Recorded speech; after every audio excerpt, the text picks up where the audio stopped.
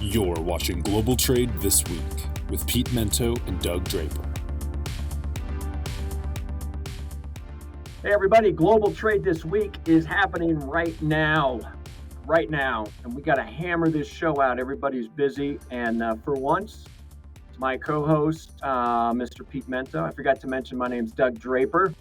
But Mr. Mento is on American soil. Really bizarre location, but Pete, you never cease to amaze me on your travel schedule. Thanks, man.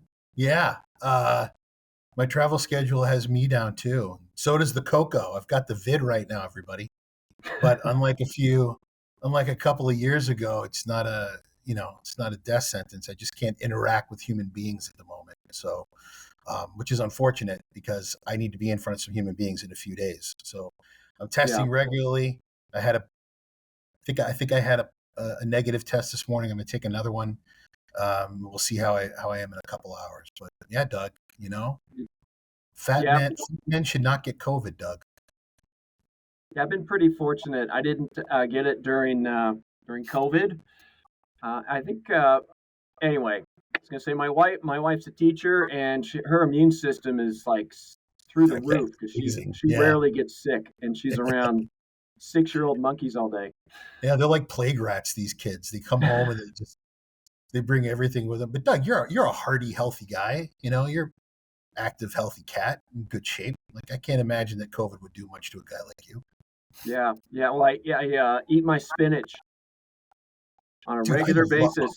Love spinach. Like I'll go to, I know no one cares, but I'm gonna say it anyway. I'll go to like Whole Foods or Wegmans and I'll get the giant bag of spinach and I'll saute that up with some olive oil and some salt and pepper. I like the whole damn thing. I love it. I thought you were gonna say you open it up and eat it like popcorn. Or like Popeye. Remember he'd like crush the can and oh man, I loved Popeye. Nice. All right, we're on a time. We got a show to do. Yeah. Let's get this party started, my friend. What's your first one? So the other day, I have this text thread string with the 3 favorite people I work with, 2 people that are with me on our team, and then a friend of mine I work with in Canada, Nelson, Carol Robert Nelson. I should shout out all 3 of them because I'm pretty sure all 3 watch the show. They're wonderful, wonderful, wonderful people. So whenever something pops up on it, my heart immediately sinks because lately it's been like, oh God, have you seen this? Like what fresh hell has suddenly happened? So they're all watching the president's announcement and I'm on a call with a client and they're like, Trump gold card. And don't worry, folks, I'm not talking about politics here. But the White House is issuing these golden visas. So it's like Willy Wonka. I got a golden visa, right? So the idea is there's 3 tiers to this. The first one is for $1 million, Doug, which you and I probably have in the ashtray of our cars. For $1 million, you will go through a vetted process, an accelerated process through DHS. And as long as you're not some sort of, I don't know, drug dealer, gun runner, who knows, you will have an expedited residential card. So you'll get your green card like now, like no problems. Mm-hmm. And I've been reading a lot about it. They're saying like 7 days, man. Like 7 days to have a green card. Now, hold on. That's tier number 1. But wait, there's more, Doug. For tier number 2, for just a measly $5 million. I mean, I'd probably have to sell a couple of Renoirs at my third home to come up with that money. For just a measly $5 million, you'll be an actual citizen. They're selling citizenship for $5 million. Now they haven't rolled that second one out yet, but and then the third thing is this is the one that's probably the most important, Doug. If you want an HB1 visa for one of your employees, you got to shell out $100,000 for it now. So, we've all worked for big multinationals. I've worked for tech companies. You've worked for big multinationals. You get all kinds of people that come over from all over the place. I work for a Danish company. We have a lot of people in Denmark, but not only that, we have people over the world that will come someplace and have a work visa because we need a particular type of programmer or whatever the case is, right? Like there's legitimate reasons why we have these visas. So now the rationale behind this, dear Douglas, is why would you import technological help, STEM help, right? When it's going to cost you $100,000 more why not just pay the American version of that, which admittedly is more expensive because it's probably going to save you money or cost just as much as importing this talent.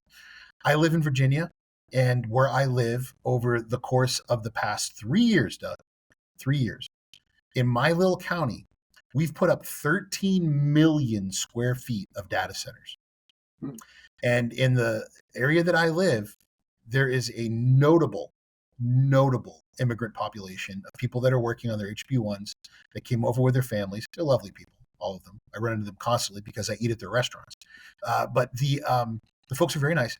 But imagine if those people had to be replaced by American STEM folks. So the argument here is we're going to make you pay for that. Long story short, Doug, I have a feeling that this could end up being a difficulty for our innovation companies in America. I understand the concept of it. I applaud it. Let's get American folks working.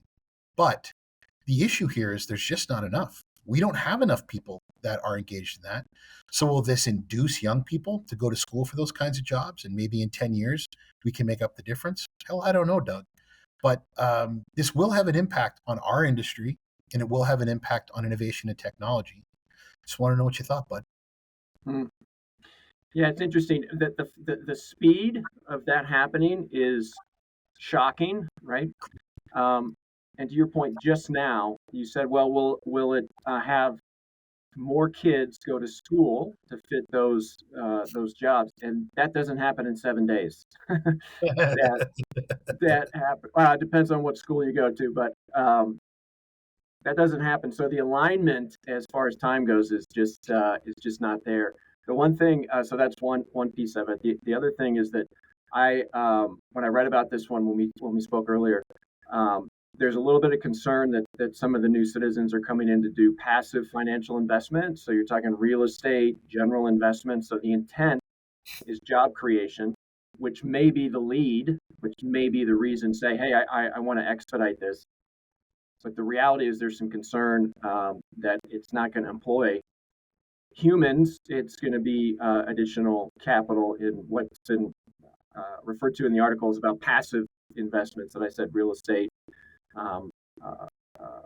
financial type of investment. So it'll be interesting. I don't know if it's just a flash in the pan, another headline that just splashes around for a while. But one thing's for sure is I love the visual of the gold card that was over his shoulder when it was announced.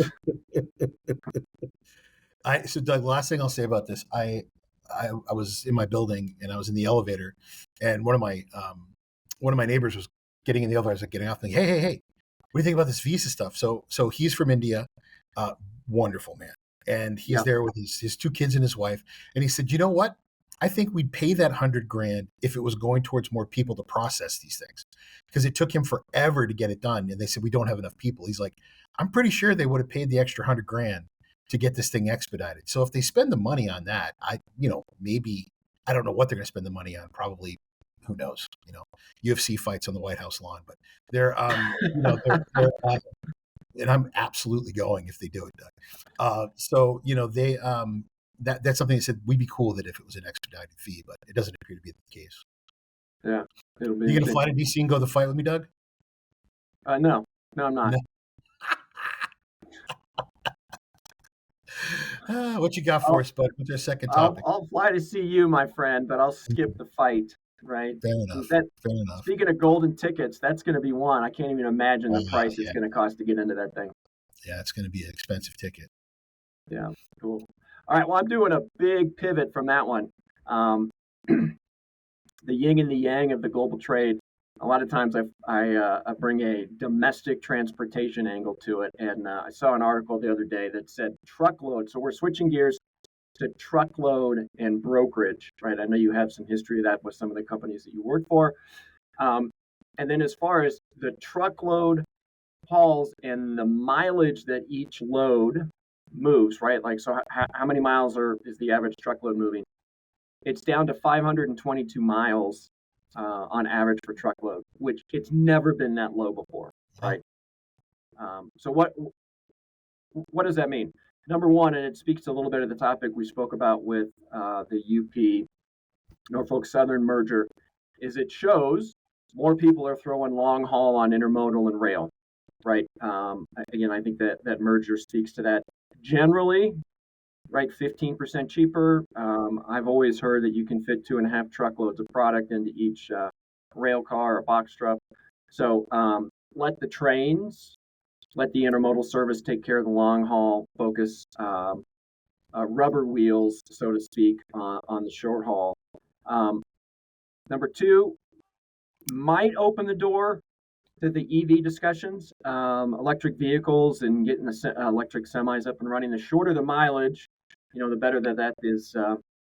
That equation can come to play. And I bring that up because Uber Freight, if you may have read, and Tesla have come up with a deal and a partnership that if they subsidize the purchase of electric vehicles and electric trucks, or excuse me, they will subsidize it for regular contract freight for carriers. So if you and I own a trucking company and we do a regular route from Washington, D.C. to, I don't know, Baltimore, Maryland, right? That would be underneath that 500-mile radius. We'll be subsidized for the purchase of that electric vehicle and that electric truck. Now, it's not free, but we're going to subsidize it. The weird thing I saw about that, Pete, is that it's a little unclear of who's subsidizing it, whether it's Tesla or a combination thereof. But the shorter the miles, the shorter the haul, the more viable that is. The last thing I'll say on this is that this, I think, is going to negatively impact brokers, truck brokers, which hasn't already been in chaos for the last couple of years, right? Shorter hauls mean shorter revenue. And those shorter hauls mean that there's more people, because if I'm a trucker and I can do this haul and come back in 2 days and see my family, that there's going to be a lot of people there. There's going to be a lot of demand for that. And so those costs are going to go down and the margins are going to go down. And so if this gets some legs on the EV and that haul mileage continues to hover around the $500 mile range, I think brokers are really going to be impacted. So it'll be interesting to see how this thing pivots. Does this have to do with anything with like the shifts in distribution with the miles going down? We've got probably better, more saturated distribution than ever before. Does that have anything to do with it, you think, or is it just if it does, it's pretty marginal? Yeah, I think that's a great point, Pete. My personal take on that is that with the tariff uncertainty and the fact that some people do finance their inventory, right? The faster I can get it on the ground in America, the faster I can start selling it, which means I can start paying back my loans and I can turn my investment in my inventory into, turn it liquid. So, that should be interesting. So let's get it on the ground. Let's get it in LA. Let's get it off the vessel. And then let's try to do that distribution from LA. So I think that has something to do with it. To your point, exactly. That makes sense. Yeah. Yeah. Well, that brings us to Doug's favorite part of the show. He loves to say "our" whenever he announces it, but it's not my favorite part of the show. I mean, I enjoy it, but it's time for halftime from our friends Cap Logistics. Cap Logistics is the sponsor of the show. They've just been so good to us. And all we ask from you, we don't have a Patreon, Doug. We should think about it. But all we ask is that you check them out at caplogistics.com. And with that, Doug, who's going first this week? Why don't you run with it? Okay, so very passionate topic for old Pete here. I'm a collector. I collect comic books, some of which are worth more than your homes, and I'm not exaggerating. I collect autographed sports memorabilia. I buy these things because I see an opportunity for them to increase in value over time, and because I am a nerd. Now, the latest trend of collectible imported junk is something called a labubu, Doug. Now, it's no secret that Keenan and Doug and I are massive fans of the show South Park. We are unapologetically big-time boosters of the show. And last week they had a Labubu episode, which was hysterical from start to finish. But my daughter was with me this weekend, and I said, "What's with these stupid things?" And she said, "I think it's more of a younger generation thing. I don't really see them on campus. But you buy them in blind boxes. You don't know which one you're going to get. And some of them are really, really rare, and they're worth a lot. But also, there's a lot of fakes." There's nothing about them that's really that difficult to produce. So you see a lot of counterfeit ones, and you just assume when you see somebody walking around with one that's worth, $400 or $500, there's no way that it's real. And it made me think about, Doug, all the crap that's been collected, right? So the most obvious one, of course, are Beanie Babies. We all remember that. Pogs. Pogs was a big thing. Mm-hmm. When we were young, Star Wars collectibles, which are now worth a tremendous amount of money if you've got them in good shape. But there's always been that junk, right? That thing that captures the imagination of young people, and now suddenly we've all got to go out and get them. And as a purveyor of services for importing inexpensive, stupid things, I can tell you this one in particular drives me crazy. So I'm letting everyone know, if I'm at the airport and you're a grown person, so it means you got a fully formed frontal lobe, and I see you walking around with a little boo-boo, I'm ripping that thing off and I'm throwing it in the garbage. You've been warned. You've been warned. Yeah, yeah. No, it's funny. I was right when you said this, I was thinking Beanie Babies, right? So my question to you is, where's your Princess Diana Beanie Baby? Is it in a box in the attic, right? I mean, this is the closest comparison to that, and that was craziness, right? Yeah. It was Cabbage Patch Dolls. That comes to mind as well. Yep. But I don't even know if we're gonna. What's that? Doug, I tell everybody, look up the tulip craze, the tulip bulb craze in the Netherlands back in like 1650 or something. Folks were going crazy, selling these rare tulip bulbs. And then one day the market just dropped. Mm-hmm. Don't put your money in stupid things. Like, Yeah. I don't know, like Bitcoin, whatever. Yeah, there you go. Yeah. Doug, did you ever collect something like that when you were younger? No, I don't think so. Yeah. For me, it was comic books and baseball cards.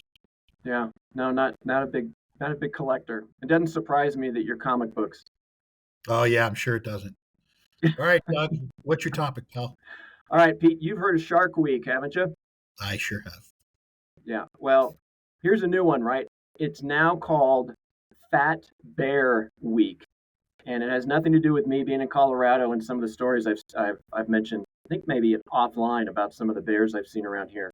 But this is a single elimination tournament that's being held in Alaska, and it's happening this week, where you can go online and picture a bracket like the NC2A tournament, where they have all these different bears.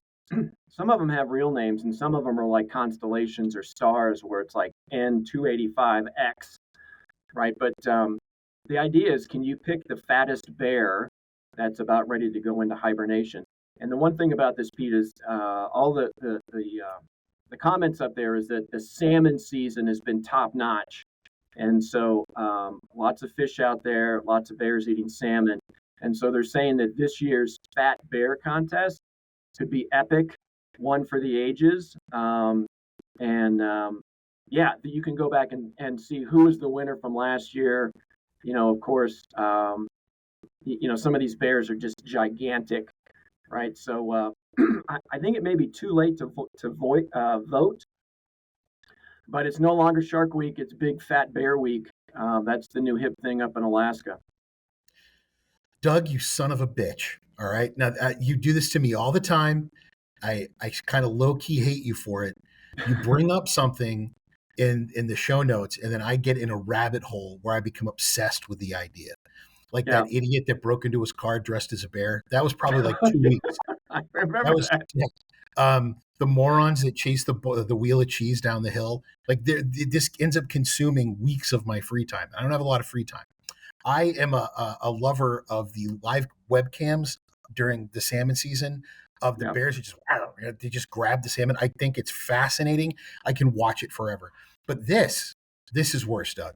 This is worse because I am made of questions. How are we weighing the bears? Are we doing it from like an eyeball test? What if one bear is fairer than the other?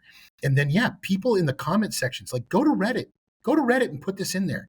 It's like, it was a bad salmon season. Well, this one lives in a part where there's berries. Berries have a higher caloric content. Like, geez, it was not good for me, Doug. It was not good for me. I had to walk away from it. So for all the listeners out there, before you look this up, if you are interested at all in wildlife, I'm telling you, you're going to get sucked into a rabbit hole for the fat bear competition, and you can blame Draper for it. It wasn't my fault. Yeah. I think it's just for fun based on pictures. The fact that you went down a wormhole and talked about how are they being weighed and Yeah, I'm is the it the only right one, Doug. angle? I'm the What's only that? one. Yeah, I'm the only guy that thinks that way. Yeah, you caught me. Right.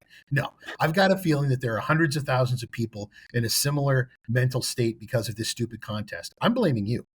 I'm blaming you because you always bring up these things that make me wonder, just the depravity of human beings that we will spend our time thinking of this. So it's all Draper's fault, dear listener. It's all Draper's fault if you end up caring about these fat bears. Yeah. Yeah, well, we'll leave it. We'll leave it at that, and thank Leave Cap it. Logistics for supporting the show and being part of it. So caplogistics.com, go check them out. So that means we're on the second half of the show, Pete. We'll let Yep. you get your second topic underway. So it's no secret that Doug and I are big fans of the environment. We're big fans of environmental, furtherment, but at the same time, we can be at times skeptical of regulation that comes out. We're not just wholesale accepting things. There's been a mandate by the International Maritime Organization for years to try to get to net zero, to do everything that they can to eliminate the incredible amounts of waste that ocean-going vessels spew into the air.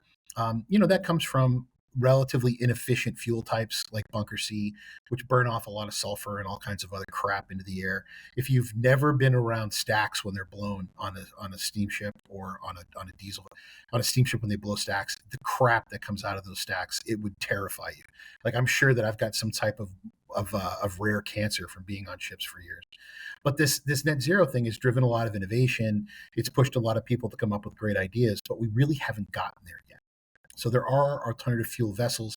There are much more efficient vessels, but we're slowly getting to the technology necessary to do this. And Doug, the ocean carriers, they've come out, they've said the quiet part out loud. This could end up costing them $300 billion to get done in time. And they're running scared, man. So I'm wondering, they have the political stroke to get out there and maybe push this out a little bit. But if you keep kicking the can down the road, it never gets fixed. So this is a big issue. I think that eventually it will have an impact on pricing. I don't know enough of it to be able to tell you, but Doug, I think this is going to slam up against a brick wall eventually. Mm-hmm. Yeah, it was hot all over the news years ago, right? And I think its shininess has worn off. But the fact that it's not U.S. specific, right, and there still has some priority and some legs with the passion that the EU has with sustainability. So it'll be interesting. I kept thinking, like, when you roll up to the gas station and they got three choices of fuel, I bet 95% of the people push 85 octane, which is Oh the yeah. cheapest. They're just I, I went to one and a gas pump, and the only option they had was premium, and it was like 90 cents more expensive. And I was parked, and all the other pumps were full, and I'm like, God dog it, I'm going to have to suck it up and pay this. My whole point is that those costs are going to get passed through in some form or fashion, right? It's going to be, the economic burden. Who's it going to fall on? You and me and the Beanie Babies and whatever the name of that thing is that you just spoke about. Um, and then the other piece I was thinking of is that just the general economic stress with trade right now. Is it the right time to roll this thing out? I think that economic stress will wane before all these regulations go into effect, because this is a 5-10 year type of time frame. And then the enforcement and verification, that's the other piece I was thinking about that could be problematic. Just to your bear point, how do we know these bears are actually what they weigh? Who's verifying it? What's the agency? How are they verifying it? So I think there could be a slippery slope or potentially some fudged numbers as this thing starts to roll out. Yeah. Doug, the inner dad of me is going to say it, right? Put the better gas in your car. You're going to get better mileage. The engine's going to go better, But not saying you got to go high grade all the time, Doug, but, maybe go mid grade. Do the right thing for your car, Yeah, I'm I just don't going to say know. it. Yeah. Yeah. So, All right, Doug, bring us to the last topic, pal. all right. Well, this is about the Panama Canal and the Panama pipeline that I had heard about. Really, really interesting. And so the Panama Canal Authority and the entities that own different aspects of the Panama Canal are building a natural gas pipeline across the Isthmus of of Panama to move propane, LNG, butane, and things of that nature. And the concept is to free up congestion in the port. Last year we spoke about how the water levels have gone down, and so there's only so many vessels that can go through the canal during the day, and things get backed up. There's a lot of energy that passes through there. Most people think of these beanie babies that you mentioned, and what's the stuff I want to buy that I don't need, but there's a lot of energy that moves through that port. So let's just get it off the water, and let's just move it pipes. So for our audience, here's the visual. You have a tanker or a vessel pull up on one side of the Panama Canal, and they basically unload their cargo and move it across this pipeline. There's another vessel on the other side that receives it and then continues on its journey. So it's pretty interesting to play, and I get the fact that they're trying to eliminate and reduce some of the congestion in the port. But to me, what I just described means there's two vessels that need to be positioned in the right place in order to continue the journey. So it'll be interesting how this plays out. But I did hear that like ExxonMobil and Shell are listening and engaged with this. So kind of like it, right? There's pipelines all over the country that go way longer. I think it was like 50 miles, 40 miles or something of that. So I mean, it's not excessively long. So I kind of like it. I just want to see the practicality of it. Building a pipe doesn't take that much time in the big picture. So I don't know if you heard about this and what's your take. And I'd like to know your take on like the repositioning or the management of the asset, which is the vessel, because they never cross; they stay on each side of their respective ports. So I don't know. What's your take on this one? So I hadn't heard of this until the show notes, and a couple of things I got to say right off the bat. We have a number of Panama Canal harbor pilots that watch the show, classmates of mine. They watch it religiously. So I do get to hear a lot about what's going on down there. But the idea, first of all, of pipelines are shockingly efficient and shockingly good at keeping the oil in the pipeline. The amount that gets from place without any shortages, any loss, it's incredible just how much actually moves. So they are very efficient. They're good at what they do. The idea of lowering congestion by only having the ships pull up to the port, well, now you're going to have congestion at the ports. You're just going to have, it's like you're moving it to a different place, which is great for the people that are moving container ships. But now you're going to have to stage these vessels somewhere, and you're going to have to build and have vessel traffic on that other side, on both sides of the canal as well. So you're still creating a type of congestion and inefficiency. I would love to know the numbers. So this seems like it's, again, Doug Draperism, people with the green visors and the adding machines in a basement. These oil companies understand their business at an absolutely incredible level. And for them to even consider this means that the numbers must work out. So I would love to know how much they would be saving on this, even with two different ships positioned on two different sides of the canal. But the logistics of it, Doug, seems like it could be complicated. It's not like we don't bring goods to Panama already. So the ports that we're talking about, you'd have to build the port. You have to create another vessel traffic for it. You still need a pilot to bring it in. So who are the pilots? Who's going to do it? Yeah. It's like, in New Hampshire, we had too many porcupines. So they went out and they got badgers, and there were too many badgers. So they brought in fisher cats. And then there were too many fisher cats. So they brought in stupid mountain lions, for God's sakes. Like, I understand that there's an end to this, but are we creating a bigger problem on the other side of it? Time will tell, but I think the efficiency will end up driving cost savings. Yeah. I like it. And if there's, like you said, there's folks out there that have expertise in this field, we'd love to hear your thoughts and comments on this one. Well, Doug would. Yeah, Doug would. I don't know if I want to hear him, but Doug certainly would. You're more concerned about comic books. I am. And beanie babies. Yeah.